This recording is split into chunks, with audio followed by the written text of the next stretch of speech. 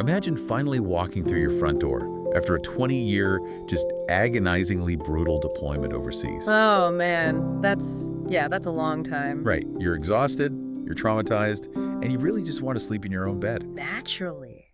But when you turn the key, you find 100 heavily armed, arrogant young men just permanently camped out in your living room. Just an absolute nightmare. It is. They're draining your bank accounts, they're drinking your cellar dry, plotting to murder your teenage son, and violently harassing your wife to marry one of them. Wow. Like, what do you do? Because that horrifying, paralyzing scenario that is actually the starting point for one of the most famous stories in human history. Which completely upends the way, most of us were taught to think about this epic. Welcome to our deep dive into Homer's The Odyssey today. Yes, and we are actively avoiding the traditional glossy plot summary of just a heroic guy simply sailing home from the Trojan War. Right, because the goal here is to apply a deep critique framework to the sources.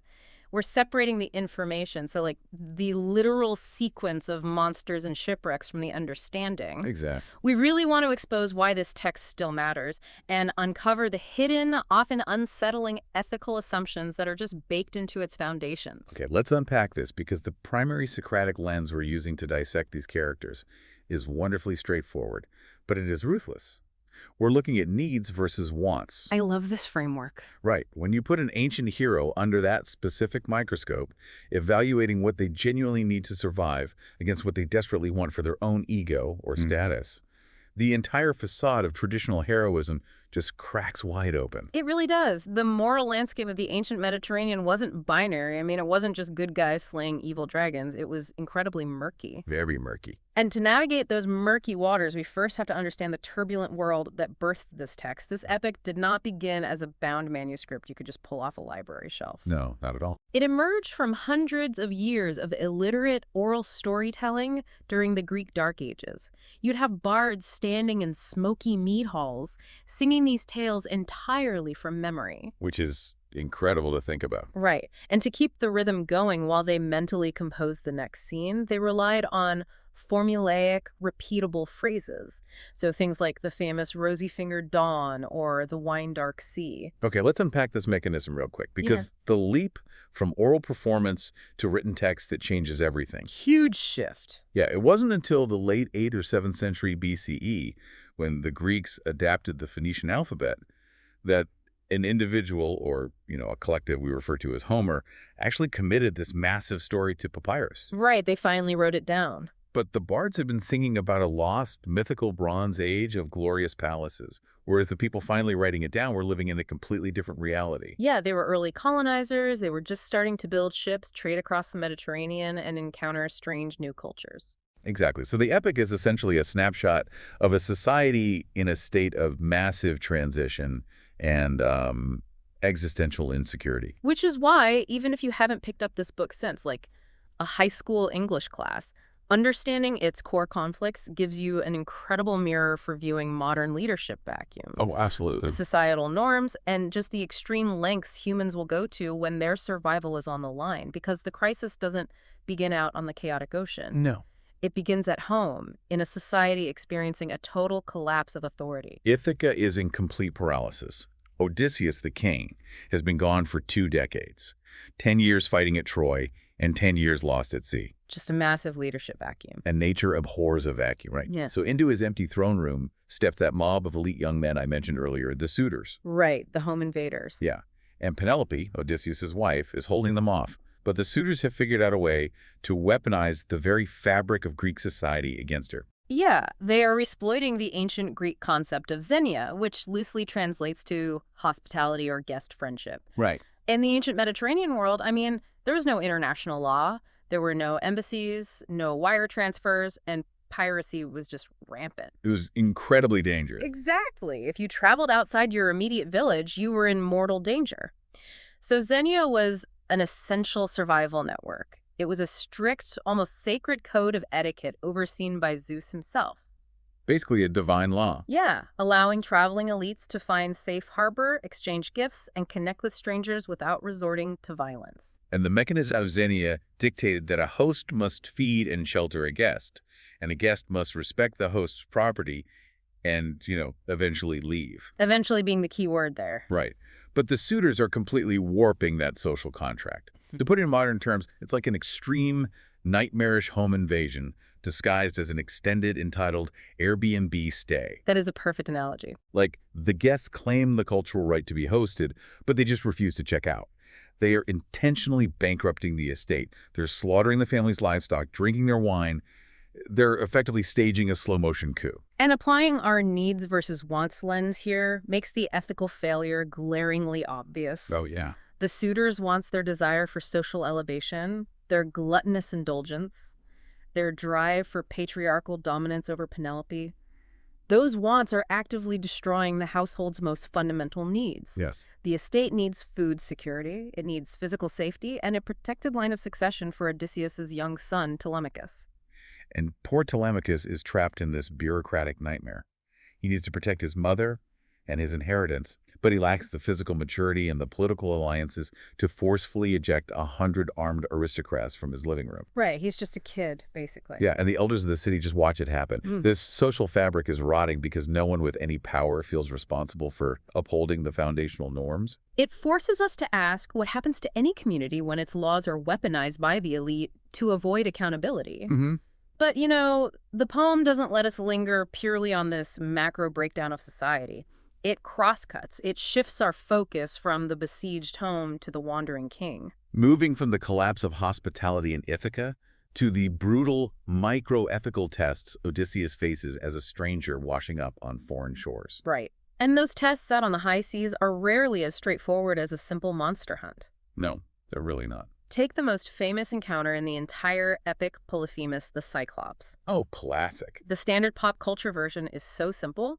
Odysseus and his men get trapped in a cave by a giant, one-eyed monster who eats his guests. Odysseus cleverly blinds the giant with a sharpened stake, hides his men under the bellies of the sheep to escape, and sails away a hero. Right. That summary provides the basic information. Sure. But pushing for understanding requires us to look at the build-up to that violence. Like, how did Odysseus end up in that cave in the first place? Exactly. And here's where it gets really interesting, especially when we look at the historical context we just established about the Greeks becoming colonizers.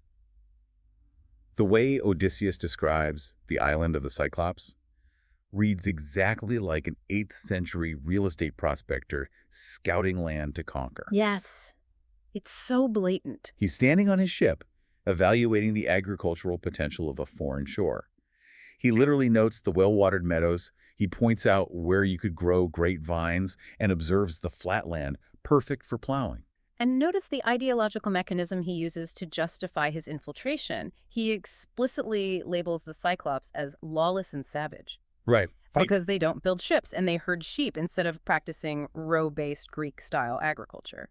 He equates their different way of life with a lack of civilization. Wow. And he leverages that colonial gaze to justify anchoring his ship, breaking into Polyphemus's home uninvited, eating the giant's cheese, and demanding a guest gift under the guise of xenia. It is pure piracy wrapped in a cloak of righteous etiquette. Yeah. He breaks into a home and demands a gift. But let's bring our primary lens back into focus.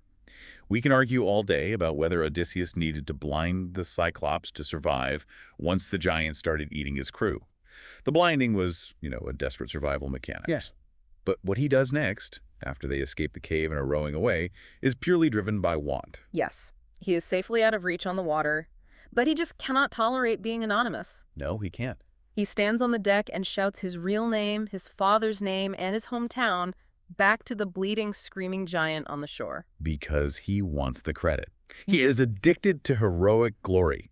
By boasting and giving away his identity, he hands Polyphemus the exact information required to pray to his father, the sea god Poseidon. Exactly. That single moment of ego brings down a curse that ultimately dooms the entire crew. Wow. It's an indefensible failure of leadership. He places his personal want for fame above the survival needs of his men. And that tension between the burden of command and the mechanics of survival, it escalates terrifyingly in his later trials. Consider the strategic gauntlet of the Sirens, followed immediately by Scylla and Charybdis. Oh, that sequence is intense. Very.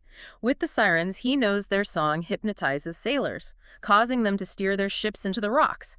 So he plugs his crew's ears with beeswax so they can row safely, but he commands them to tie him to the mast with his ears open. Because the Sirens offer the ultimate temptation for a veteran. They promise him forbidden knowledge about everything that happened at Troy. They are essentially offering to explain his own trauma to him. He wants that omniscience. What's fascinating here is how the immediate aftermath strips away any illusion of heroic glamour. Because to navigate the next narrow strait, he faces an impossible navigational dilemma. The ultimate rock and a hard place. Literally. On one side is Charybdis, a massive whirlpool that sucks down the sea and will absolutely crush the entire ship and everyone on it. Right. And on the other side is Scylla, a monster residing high in a cliffside cave with 6 heads on long necks, who will snatch sailors right off the deck. Okay, I have to push back on the traditional critique of his leadership here, though. Let's hear it. People constantly condemn Odysseus because he chooses to sail closer to Scylla. He intentionally sacrifices 6 of his men to the monster to save the rest of the ship from the whirlpool. But wait, if he chose Charybdis, everyone would have died, including him. It's true. So in a horrific crisis, isn't that textbook pragmatic leadership? He made the ruthless calculation that losing 6 men is better than losing 40. The mathematics of triage makes sense on paper, yes. The ethical failure lies in the complete lack of transparency and consent. He never tells the crew that Scylla is there. He knows 6 men are about to die, and he keeps them completely in the dark so they won't stop rowing out of panic. Wow, yeah. He puts on his own armor, stands at the front of the ship, and simply watches as 6 of his loyal crewmen are plucked into the air, screaming his name as they are devoured. The mechanism of that betrayal is what makes it so chilling.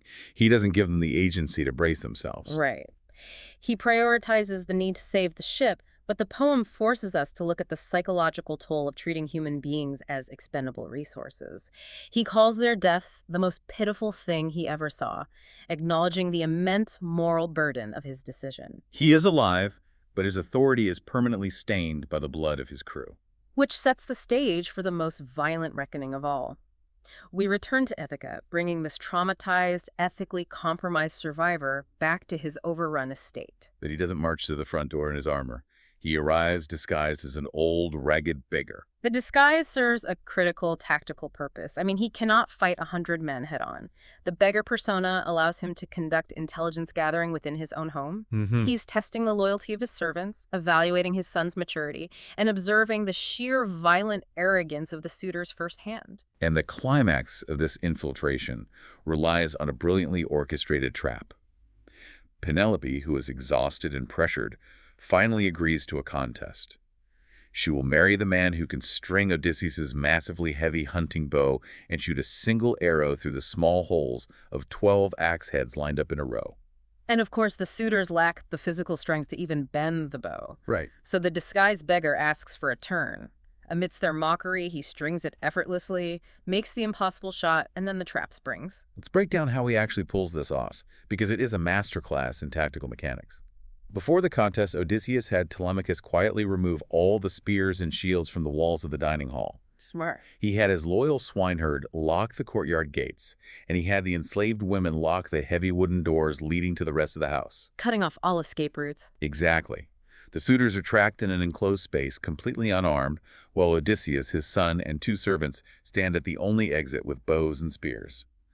And then he turns the weapon on the crowd. They systematically slaughter all 108 suitors. And the violence doesn't end there. No, it gets worse. It does. Odysseus forces the enslaved women of the household, the ones who had slept with the suitors, to haul out the corpses and scrub the blood-soaked floors before having Telemachus execute them by hanging in the courtyard. It is a breathtakingly intimate, horrific bloodbath. And applying our framework here yields deeply uncomfortable results. Traditionalists argue this slaughter was a necessary restoration of order. Like, the household needed to be secured, and in a world without police, extreme violence was the only mechanism available. That's the argument, yeah. But I struggle to see how hanging the enslaved women who had zero social power and were likely coerced by the occupying suitors serves any communal need. It feels entirely driven by Odysseus's personal wants. Oh, absolutely. He wants absolute patriarchal dominance, total possession of his property, and just unrestrained vengeance. The epic does not shy away from the horrific scale of this retribution. His desire to eradicate the insult to his pride completely overshadows any concept of proportional justice. He essentially becomes the very monster he spent 10 years fighting at sea. And amidst all this carnage, there's one person who refuses to be steamrolled by his dominance. Penelope. Yes. She is fiercely intelligent, incredibly cautious, and completely opaque. Even after the slaughter, as he stands there covered in blood, claiming to be her long-lost husband, she doesn't just throw her arms around him. No, she understands the danger of deception better than anyone. She requires proof that cannot be faked, and she finds it by manipulating the most intimate architecture of their life. The bed test is the most brilliant psychological maneuver in the text. She calmly tells a servant to move the heavy master bed out into the hall for this stranger to sleep on. And Odysseus instantly loses his temper. He explodes. He does, and he details exactly why the bed cannot be moved. When he built their bedroom 20 years ago, he carved the bedpost out of a living, rooted olive tree that was growing straight through the palace floor. Right, he built the entire room around the tree. Exactly. Only the two of them know that structural secret. His anger is the proof she requires. The olive tree bed serves as a stunning physical metaphor for their marriage. It is rigidly rooted and immovable in its foundations, yet it is a living organism capable of growing and weathering the passage of time. It's a beautiful mechanism for reunion.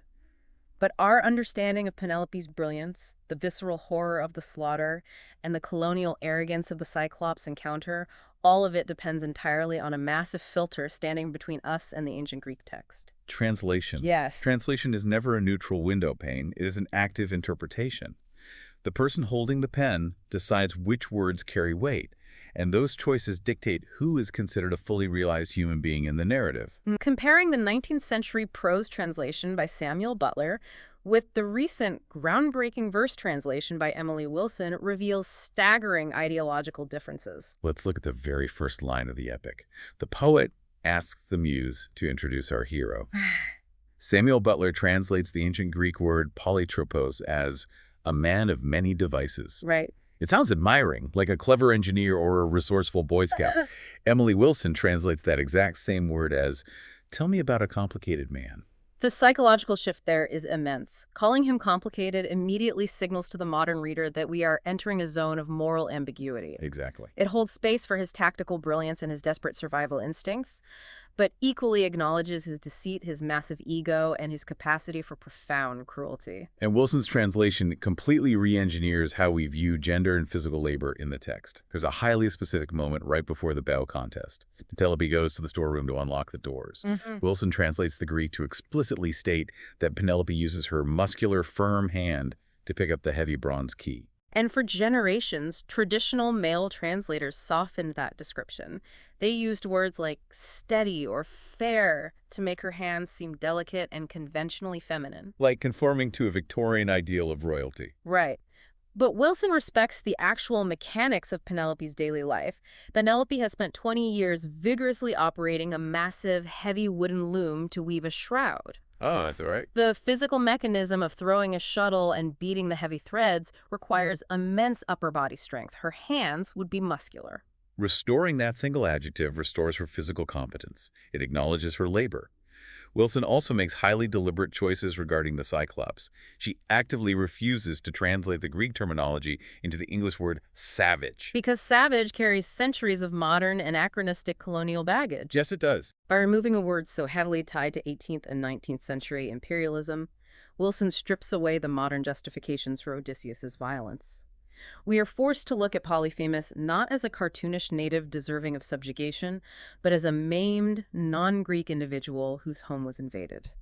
So what does this all mean for us thousands of years later?